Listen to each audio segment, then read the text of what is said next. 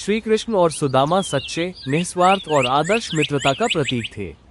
उनका बंधन केवल बचपन की यादों तक सीमित नहीं था, बल्कि वह आत्मा के स्तर पर जुड़ा हुआ था, जहां न पद का भेद था, न धन का मोल, बस प्रेम, विश्वास और समर्पण था।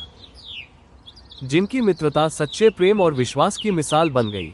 दोनों ने गुरुकुल में साथ रहकर विद्या अर्जित की और एक दूसरे के दुख सुख में सदा भागीदार बने। वे खेलते, हंसते, साथ भोजन करते और एक दूसरे के सुख दुख में हमेशा सहभागी बनते।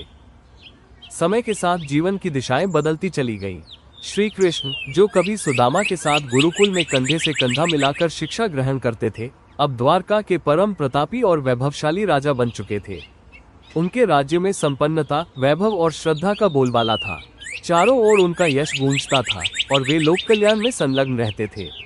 वहीं दूसरी ओर सुदामा, जिनका जीवन बचपन से ही सादगी और तपस्या से जुड़ा था, एक निर्धन ब्राह्मण के रूप में संघर्षों की कठिन राह पर चल रहे थे। उनके घर में ना तो पर्याप्त अन्न था, ना वस्त्र, ना ही कोई आर्थिक सहारा। उनके बच्चे भूखे सो जाते, पत्नी चिंता में डूबी रहती, पर सुदामा हर परिस्थिति में शांत और ईश्वर में आस्था रखने वाले व्यक्ति थे। एक दिन सुदामा की पत्नी ने विनम्रता से कहा, तुम्हारे बचपन के मित्र श्री कृष्ण आज राजा है, क्यों न उनसे मिलकर थोड़ी सहायता मांग लो। पहले तो सुदामा संकोच में पड़ गए, लेकिन फिर पत्नी के आग्रह पर वे द्वारका की ओर चल पड़े। सुदामा अपने पुराने और फटे हुए वस्त्रों में थोड़ा सा चावल बांधकर द्वारका पहुंचे। भव्य महलों को देखकर वे संकोच में पड़ गए, लेकिन जैसे ही द्वारपालों ने कृष्ण का नाम सुना, उन्हें तुरंत अंदर ले जाया गया। जैसे ही श्री कृष्ण ने अपने बचपन के प्रिय मित्र सुदामा को राजमहल के द्वार पर देखा, वे भावनाओं से भर उठे। वे राजसी आभूषणों और सिंहासन का मोह त्याग कर नंगे पांव दौड़ पड़े और सुदामा को गले से लगा लिया।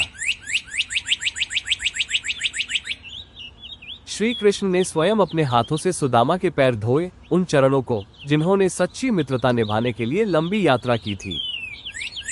रुक्मिणी देवी भी उनके स्वागत में हाथ जोड़कर खड़ी रहीं। महल प्रेम और श्रद्धा के वातावरण से भर गया था। सुदामा बहुत संकोच में थे। वे श्री कृष्ण से सहायता मांगने आए थे, लेकिन उनके पास देने को बस थोड़े से चावल थे। उन्होंने वो चावल ऐसे खाया मानो ये कोई राजसी भोग हो, और सुदामा के प्रेम को सर्वोच्च सम्मान दिया। सुदामा कुछ बोले बिना ही लौट गए। उन्होंने श्री कृष्ण से कोई याचना नहीं की, कोई शिकायत नहीं की, बस अपने मित्र के स्नेह और सम्मान से ही उनका हृदय भर आया था। वो प्रेम ही उनके लिए सबसे बड़ी संपत्ति था। लेकिन जब वे अपने गांव पहुंचे तो आंखें विश्वास नहीं कर पाईं। जहां कभी उनका जर्जर और टूटा फूटा झोपड़ा था, वहां अब एक सुंदर भव्य महल खड़ा था। उनके बच्चे प्रसन्नता से दौड़ते हुए आए और घर में हर ओर सुख समृद्धि की झलक दिखाई दी। ये सब श्री कृष्ण की निःशब्द कृपा थी, एक ऐसे मित्र की